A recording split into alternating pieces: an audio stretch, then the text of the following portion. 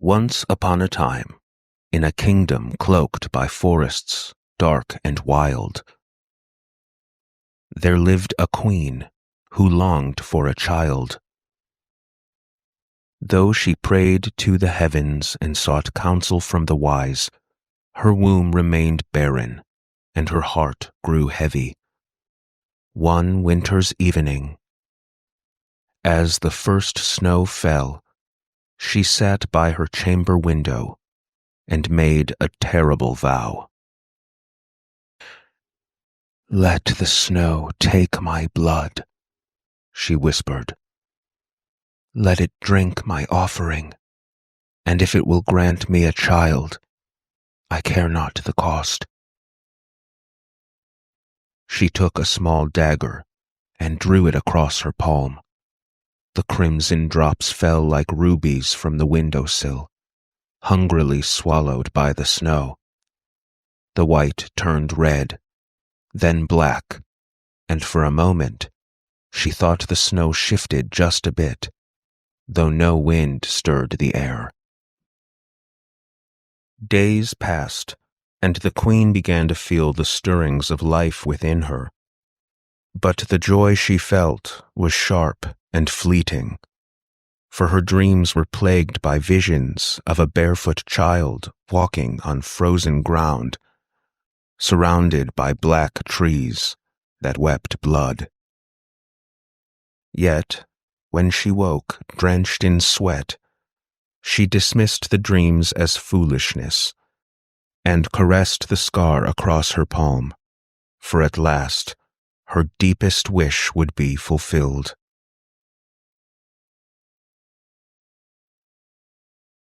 As the months dragged on, the queen's health began to wane.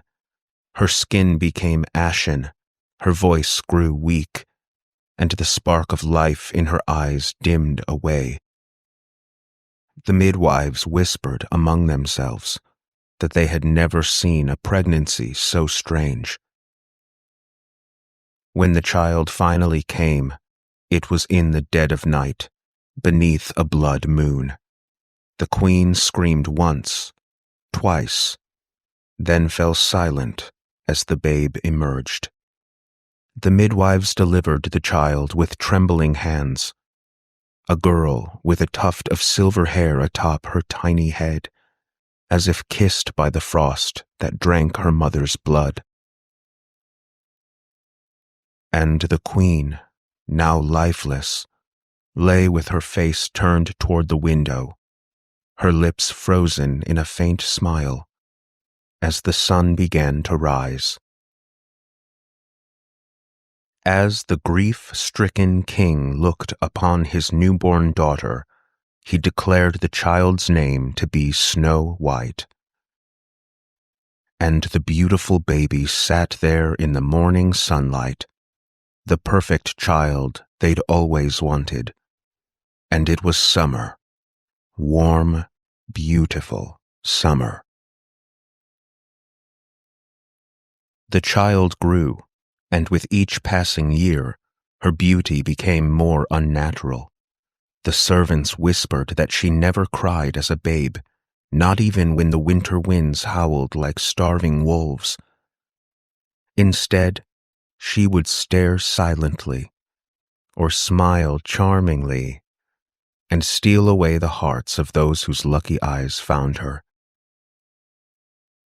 But not all who saw little Snow White were bewitched by the young girl's shimmering eyes and smile. Eventually, the king took himself another wife, a woman of breathtaking beauty, with flawless features sharp enough to cut glass, and a regal bearing that commanded the very air around her. She had no love for the king, nor for the kingdom she now ruled. Her only passion was her own reflection, which she gazed upon in a mirror of polished obsidian, its surface as dark and impenetrable as her soul. The ancient looking-glass was framed in blackened gold, adorned with twisting serpents with red eyes. Every morning, the queen stood before it, looked at herself, and said, "Mirror, mirror on the wall, who is the fairest of the land?"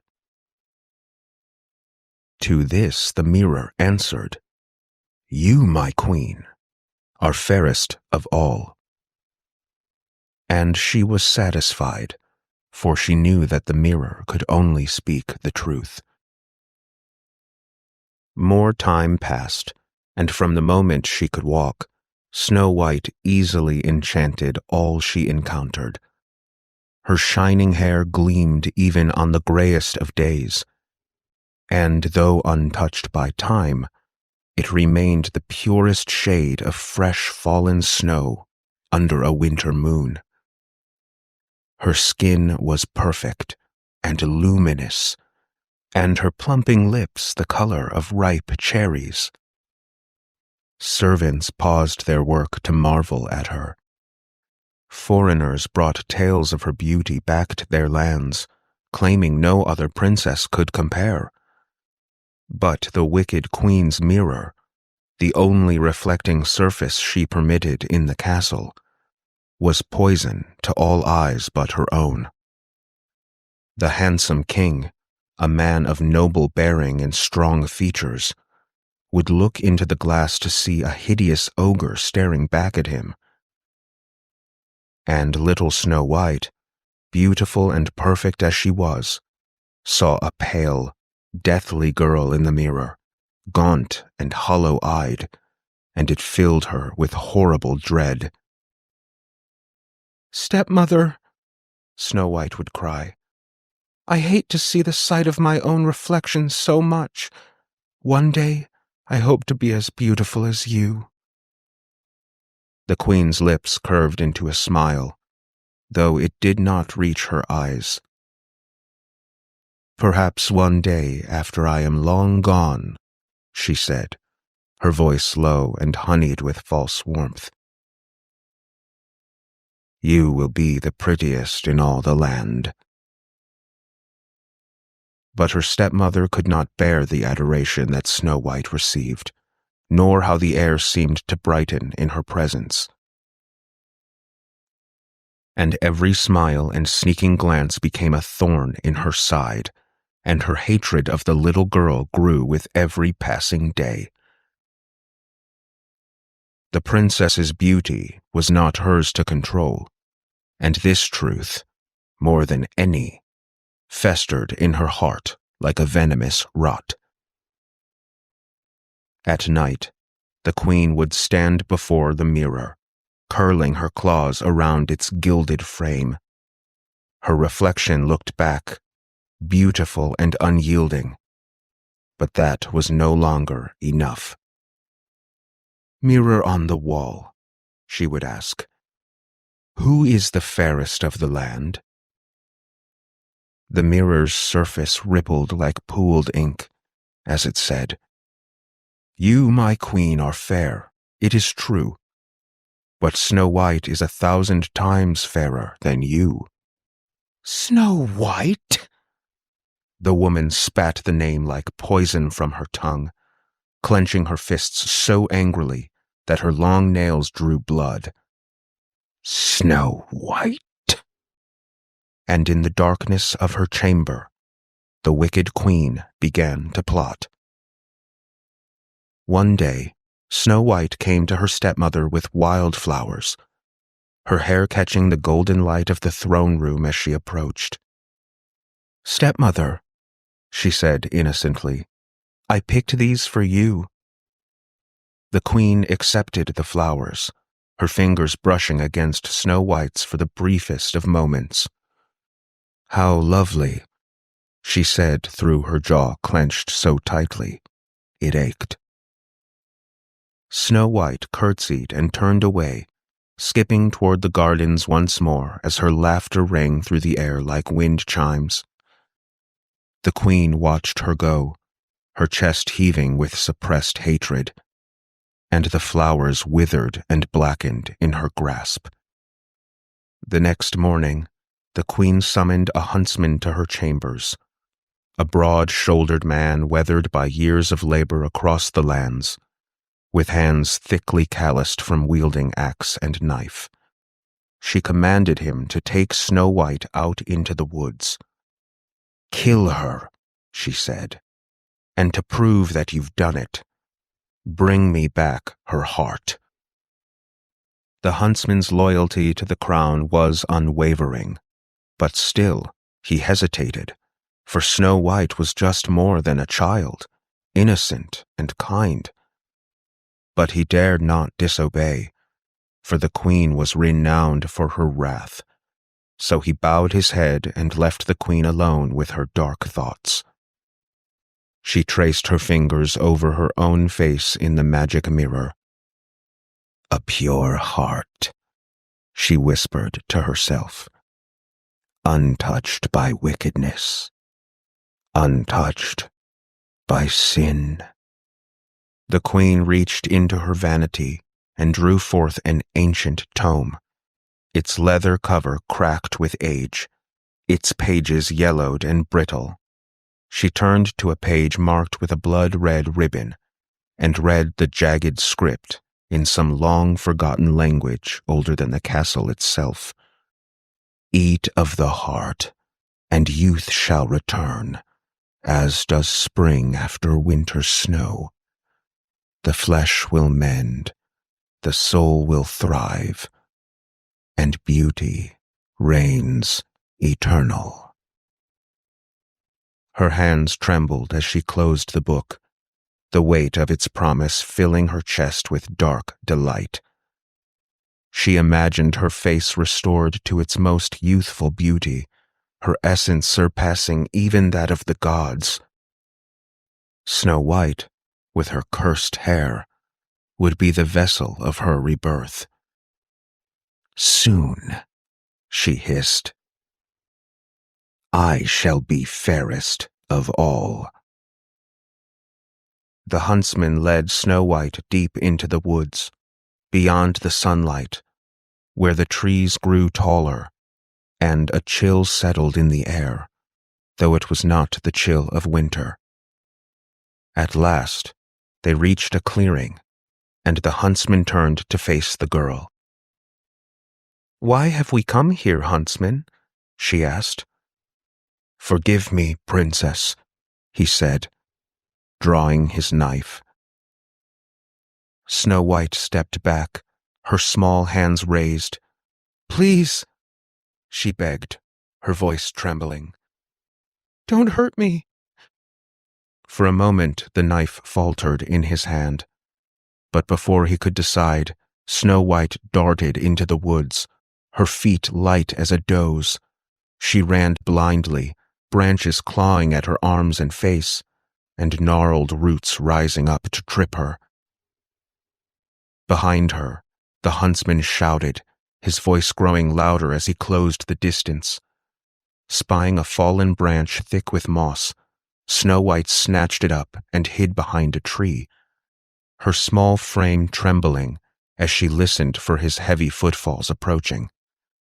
When the huntsman appeared, Snow White leapt from the shadows with a cry, swinging the branch with all her strength and striking him squarely in the side of his head, and he stumbled, collapsing to his knees. The knife fell from his hand, skittering across the forest floor to the little feet of Snow White. The huntsman looked up at her, his face streaked with dirt. "Spare me," he pleaded. "Spare me, as I would have spared you." The princess stood over him. "Leave me be, then," she said, dropping the branch. "Go, and never come for me again." Before the huntsman could rise, thick black vines shot forth from the forest, wrapping around his legs and arms. He screamed as they tightened, struggling to free himself, but it was no use. The earth itself had come to claim him, dragging him violently across the ground. Thorny tendrils snagged and lurched, ripping into his pores and snaking into his veins. Snow White dared one final glance over her shoulder as she fled. The huntsman's broken body dangled high among the branches like a tangled marionette, his face locked forever in a silent scream. Then a great hawk descended, and with a sudden, violent motion, plunged its talons into the huntsman's chest and tore out his heart, before taking to the sky once again with a piercing cry, leaving a trail of blood below. The queen in her chambers turned sharply at the sound of a soft thud upon her dressing table. There, amid her perfumes and jewels, lay a fresh, human heart, still slick with dark blood. She stared at it, glistening in the dim light, and her lips parted in thrill. "At last," she whispered, her hands trembling as she reached for the organ. It was still warm as she pressed it to her lips. "At last, I shall have her heart." The queen called for a servant and bade him visit the king's chambers with the dreadful news of his young daughter's death in the forest. As the servant departed, she turned her gaze to the hearth, where a small cauldron bubbled, and carefully placed the meat into the broth. She sprinkled a handful of salt crystals like snow onto the organ, and with a bone-handled ladle, she began to stir. The gurgling stew filled the room with the metallic sense of death and despair, and the queen watched her concoction simmer as low hunger rumbled in the pit of her stomach. "Beauty eternal," she murmured, ladling out the tender and steaming heart onto a shining golden plate. She used a silver knife to cut into the flesh. The meat was soft, rich and succulent, almost sickly sweet, and the wicked queen savored each bite, with her eyes half closed in ecstasy, until the plate was as spotless as her own visage. She leaned back in her chair, her laughter echoing through the stone halls. "Snow White is no more," she said to herself, "and I am once again the fairest of all." Meanwhile, deep in the forest, far across the kingdom, the poor princess ran on without daring to look back. Just as her legs threatened to give way, she saw a small figure ahead. No, not a figure, but a house. It was a little cottage, barely more than a silhouette against the darkening sky.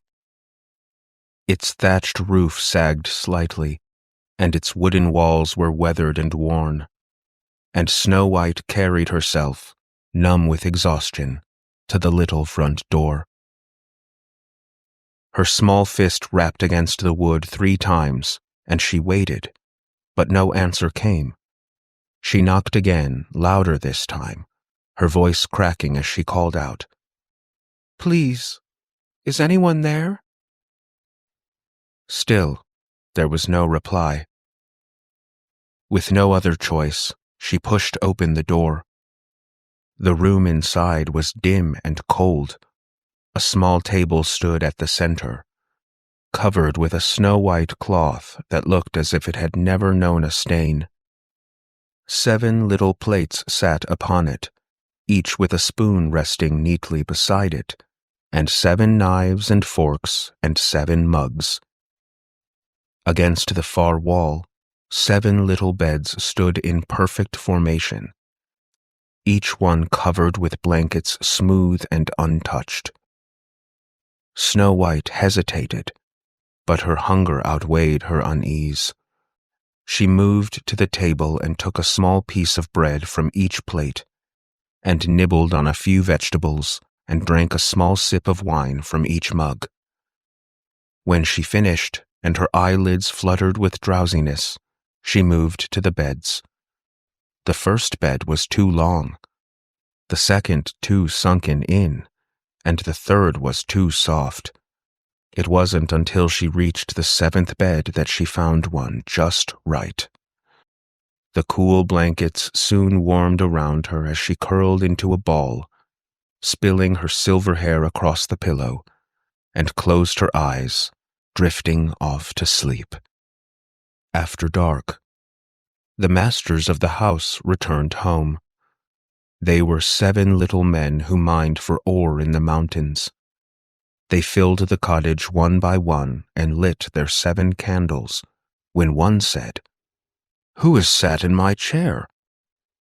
Then a second voice cried, "Who has sipped from my mug?" Then a third and a fourth, until all 7 shouted, "Who has eaten my vegetables? Who has eaten my bread? Who has touched my plate, my fork, my knife?" And there, lying in the 7th bed, was the girl, her chest rising and falling with each quiet breath. Her hair, white as freshly fallen snow, spread across the pillow like a soft frozen veil. The dwarves cried out in amazement. Such an ethereal beauty had appeared from nowhere, asleep in their home, and they could hardly believe their eyes. They gathered around the bed, their candles casting golden light over her. "Who is she?" one of the little men whispered. "Where did she come from?" asked another. "She looks like a princess," murmured a third. "But what is a princess doing here in our cottage?" The fourth man shook his head. "No matter the reason, we mustn't disturb her." And so they left her there in the 7th bed, and the 7th dwarf would sleep with his companions, switching beds every hour until the sun came. The next morning Snow White awoke, and when she saw the 7 dwarves she was frightened. But they were friendly, with faces that were kind and curious, and one of them asked her name. The princess sat up, clutching the blanket to her chest. "I am Snow White," she said softly. Then she told them that her stepmother had tried to kill her, and that she had run the entire day, finally coming upon their house. The dwarves said, "If you will cook, make the beds, wash, sew, and knit, and keep everything clean and orderly, then you can stay with us, and you shall have everything that you want." "Yes," said Snow White, "with all my heart." Far away, in the cold stone halls of the castle, the queen awoke that morning feeling strange. Surely the effects of the wicked meal had manifested, and she rose from her bed, eager to see her beauty restored and youth renewed. But when she stood before the magic mirror, disgust filled her heart. The face that stared back at her was sallow and sunken, deeply marked by lines of age and pocked with craters. A terrible fury rose within the queen, and her scream echoed through the castle halls. She had been deceived. The princess had outwitted her. The heart she had consumed was not Snow White's. When her servant appeared, the queen beckoned him to summon the king, for she would command him to speak of her beauty, to affirm her perfection, as she had done countless times before. But the servant did not move with the usual haste. Instead, he looked at her grimly, his face pale with sorrow. "My queen," he began, "upon hearing of Snow White's passing in the forest, the king succumbed to grief too great to bear." The queen stood in silence, the weight of her deeds heavier than the crown upon her brow. "A mistake," she hissed. But the servant was steadfast. "His heart shattered, my queen." Our great king has passed into death's embrace." The queen's breath caught in her throat, and the servant lingered before he bowed his head and retreated. When she was alone, the wicked woman crossed to the magic mirror and said, "Mirror on the wall, where is that filthy little stain on the world, Snow White?" The mirror's surface began to ripple, and the reflection shifted to form an image of a cottage nestled deep in the forest, and inside the little glowing windows sat Snow White, her hair as pale as a winter corpse, her face serene and untouched. A scream tore from the queen's throat, like the howl of a wounded beast. "No!" she gasped, her voice rising to a shriek of fury. The queen slammed her fist against the glass, cracking it slightly, and she stumbled back, gasping for air. Her hand flew to her face, leaving a smear of blood across her cheek. But the wicked queen would not be thwarted by that little brat. She would not be humiliated by a child, and she would not rely on others to do her bidding any longer. Coloring her face with paints and powders, the queen disguised herself as an old peddler. She donned a tattered cloak and filled a basket with little trinkets, and made her way to the house of the 7 dwarves, where she knocked upon the door and called out, "Beautiful wares for sale, for sale." Snow White, hearing the voice from the window, peeked out. "Good day, dear woman. What do you have for sale?" "Colorful silk corsets," the old woman said, pulling from the folds of her tattered cloak a lace so delicate it shimmered like a spider's web.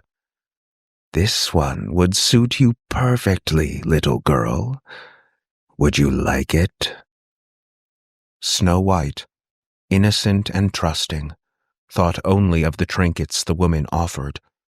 How kind she must be, she thought, as she unbolted the door and stepped outside. "Child," the peddler cackled, "how delicate you are. Let me lace you up properly." She stepped closer, and before Snow White could speak, the old woman wrapped the lace around the girl's waist, pulling so violently that Snow White gasped, her breath cut short. The silk tightened, choking her more with every tug, as the old woman laughed and laughed. With one final, vicious yank, the lace drew deathly tight, and Snow White crumpled to the ground, lifeless, before the door. The queen stood over her, her lips curled into a grim smile as she looked down at the girl. "At last, all eyes in the kingdom shall again belong to me." Not long afterward, the 7 men came home. How terrified they were when they saw their dear Snow White lying on the ground, not moving at all. They lifted her up, and seeing that she was too tightly laced, they cut the lace in 2. Then, faintly, she began to breathe again, and little by little she came back to life. When the wicked queen returned to her castle, she went straight to her mirror, certain that her rival was gone, and she herself would be named the fairest of them all. "Mirror on the wall," she asked, "who is the fairest of the land?" The mirror answered once again, "You, my queen, are fair, it is true, but Snow White is still 1,000 times fairer than you." When she heard that, all her blood ran to her heart.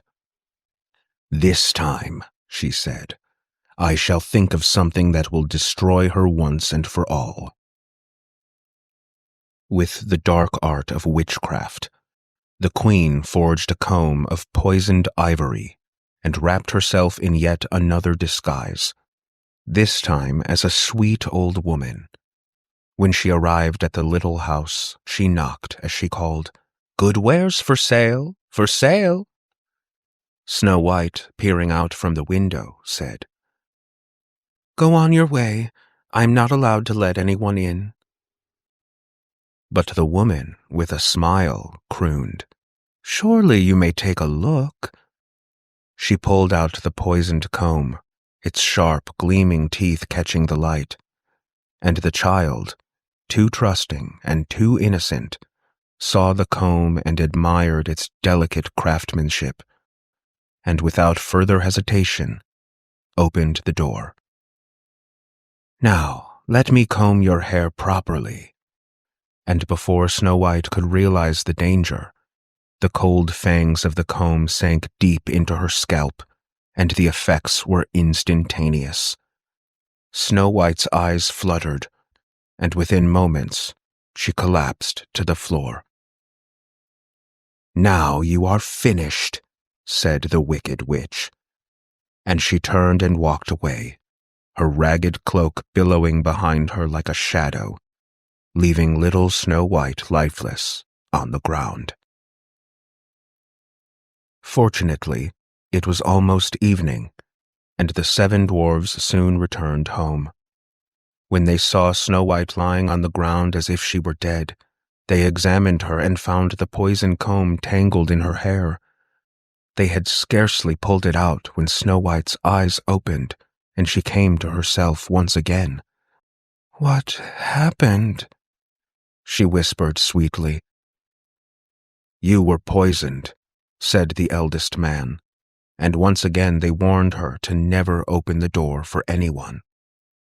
Back at the castle, the queen stepped before her mirror and said, "Mirror on the wall, who is the fairest of the land?" When the queen heard the mirror's answer, she screamed like a beast and swore, "Snow White will die if it costs me my life." Then she went to her most secret room and fashioned a poisoned apple. From the outside, it was perfect, white with red cheeks, and anyone who saw it would want it. But a single taste of its flesh promised death. The witch disguised herself as a peasant woman and set out across the 7 mountains for the little cottage in the woods. Upon hearing a knock at the door, Snow White stuck her head out the window and said, "I'm not allowed to let anyone in." "Well, that's all right with me," answered the peasant woman. "Here, I'll pass you an apple through the window." "No, thank you," said Snow White. "I cannot accept anything." "Are you afraid of poison?" asked the old woman. "Look, I'll cut the apple in 2. You eat the red half, and I shall eat the white half." Snow White longed for the beautiful fruit, and when she saw that the peasant woman was eating part of it, she could no longer resist, and she stuck her hand out and took the other half of the apple, which had been so artfully made that only the red half was deathly.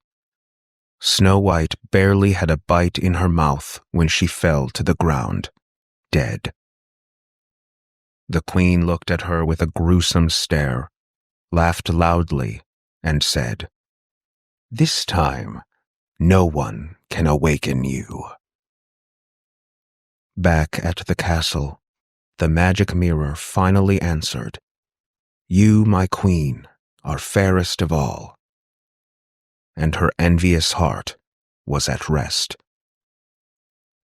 When the dwarves came home, Snow White was dead. They lifted her up and looked for something poisonous. They undid her laces, they combed her hair, they washed her with water and wine, but nothing helped. The dear princess was gone. They laid her on a platform and sat next to her and mourned for 3 days. Then they were going to bury her, but she still had her beautiful red cheeks and looked as fresh as a living person. Instead, They had a transparent glass coffin made, so she could be seen from all sides. They laid her inside, and with golden letters inscribed on it her name, and that she was a princess. Then they put the coffin outside on a mountain, and one of them always stayed with it and watched over her. Now it came to pass that a prince entered these woods, and happened onto the coffin on the mountain with beautiful Snow White in it. And he read what was written on it with golden letters.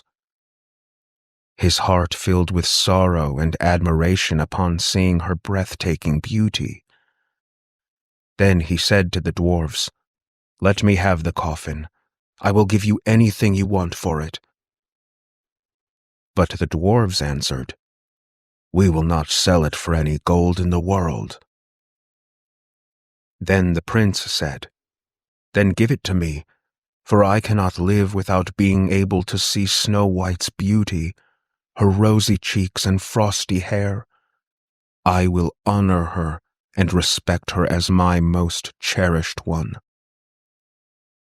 As he thus spoke, the good dwarves felt pity for him and gave him the coffin. The prince had his servants carry it away on their shoulders, but one of them stumbled on some brush, and this dislodged from Snow White's throat the piece of poisoned apple that she had bitten off. Not long afterward, she opened her eyes, lifted the lid from her coffin, and was alive again. "Good heavens! Where am I?" she cried out. The prince, overcome with joy, told her what had happened, and asked for her hand in marriage, and together they went to his father's castle, and their wedding was planned with great majesty. Snow White's godless stepmother was invited to the feast, and her vanity could not resist the opportunity to show herself in all her finery. She dressed in her most beautiful clothes and glistening jewels, and stood before her mirror. "Mirror on the wall," she said, "who is the fairest of the land?" The mirror answered, "Your reign has ended, try as you might. The prince's true love is one little Snow White."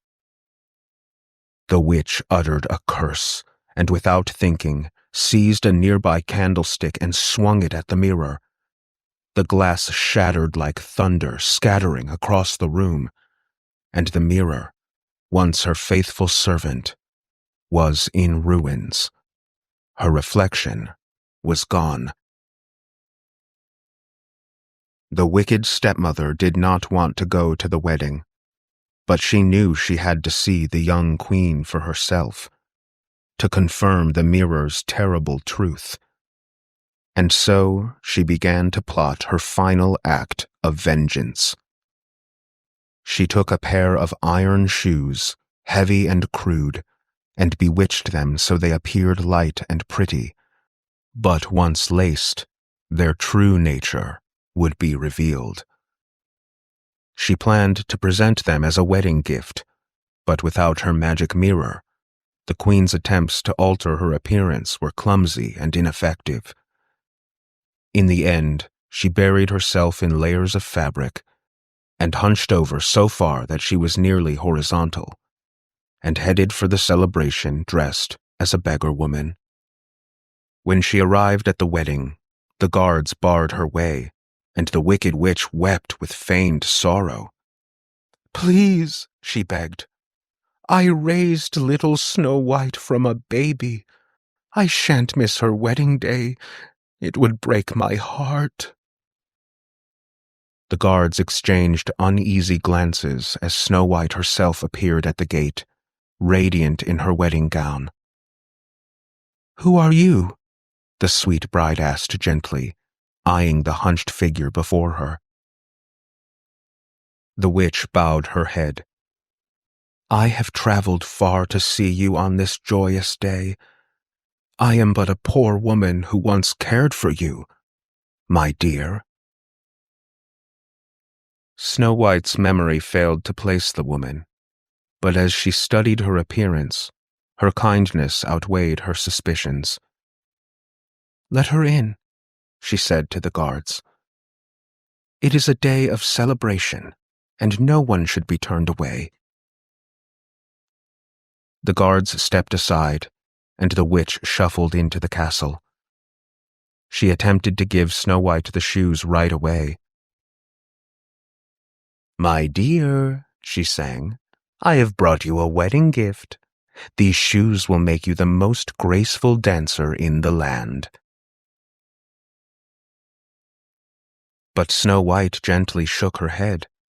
"Thank you, but let us wait until the first dance. I would not want to spoil the surprise." The witch nodded, her hands tightening around the shoes. She would have to wait, but not for long. Meanwhile, the dwarves who had also been invited to the wedding watched the old woman with sharp eyes, and when they saw the shoes in her hands, they recognized the work of witchcraft. While the queen was distracted, they stole the shoes and threw them into the burning coals of the castle's hearth, hoping to destroy them. But the shoes did not burn. The grand ballroom was filled with music and laughter when the newlywed couple made their entrance after the ceremony. The wicked witch, her patience worn thin, could wait no longer. She pushed her way to the center of the floor, her voice rising above the music. "Servants," she called, "bring Snow White her dancing shoes. She must wear them for the first dance." The room fell silent, and Snow White looked at the woman, and the dwarves stepped forward, gripping the red-hot dancing shoes with large tongs. "These are no gift for a bride," the eldest man declared. "They have been cursed to bring her harm." Before the queen could react, the 7 dwarves surrounded her, taking hold of her limbs and thrusting the shoes onto her feet. Her burning flesh sizzled and smoked as the iron seared her skin, and the witch filled the hall with screams of agony. The cursed shoes forced her to dance, their black magic enchanting her body into frantic, uncontrollable spins. Round and round she whirled, her screams echoing through the ballroom as the heat of the iron burned deeper and the stench of charred flesh filled the air. And still the wicked witch danced. The woman's horrible, twisted face and terrible, ungodly cries began to thaw away Snow White's buried past, and soon she knew exactly who the beggar woman was. "Stepmother," she whispered. Finally, with one last, horrible screech, the witch stumbled and fell, her charred feet unable to carry her any further. She collapsed on the floor, her body shuddering, as the guests gaped in horror at the fallen queen. The hall was now silent, save for the crackling of the fire and the faint hiss of cooling iron. Snow White stepped forward, her eyes filled with sorrow, as snowflakes, delicate and shimmering, began to flutter around her like little bees with wings of frost. The wedding guests gasped in awe and whispered with wonder, as Snow White reached out toward the smoldering witch's form, and her little frozen workers snuffed the flames like a candle. "Let this be an end to her cruelty," she said softly. "May she find peace in death, as we have found peace in life." After a brief and joyous honeymoon, Snow White and her prince returned to their new castle, their hearts light with happiness.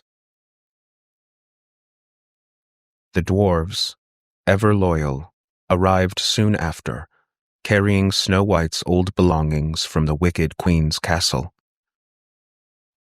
Then Snow White, with eyes bright as morning dew, smiled and spoke thus. "You have ever been my true family, and it is only right that you no longer dwell in such a humble place. I know of a grand castle, at last empty of its cruel queen, where far more than 7 bedchambers stand waiting, and more than 7 of every dish lie unused. If it pleases you, dear friends, take it as your own, and let the halls ring with laughter once more." The dwarves looked upon one another with wide, joyous eyes, and a great cheer rose from their throats. In a flurry of excitement, they hurried off to cross the 7 mountains and gather their humble belongings from the little cottage that had served them so well. As Snow White sifted through the remnants of her past, her fingers brushed against something jagged. There, half buried in the dusty trinkets, lay the broken frame of the magic mirror. She lifted it gently, and in that instant, a chill swept through the air. Not of winter, but something much older, something ancient. A sleek layer of ice began to form before her eyes, shimmering faintly like frost on a winter's morn. And soon, the mirror's surface was perfection again. For the first time, Snow White saw her true reflection. For the first time, Snow White saw her true reflection, not just of her face, but of her very soul. She was no longer the girl who had fled into the woods. She was a queen. And she stood there in the morning sunlight, grown up but a child at heart. And it was summer. Warm, beautiful summer.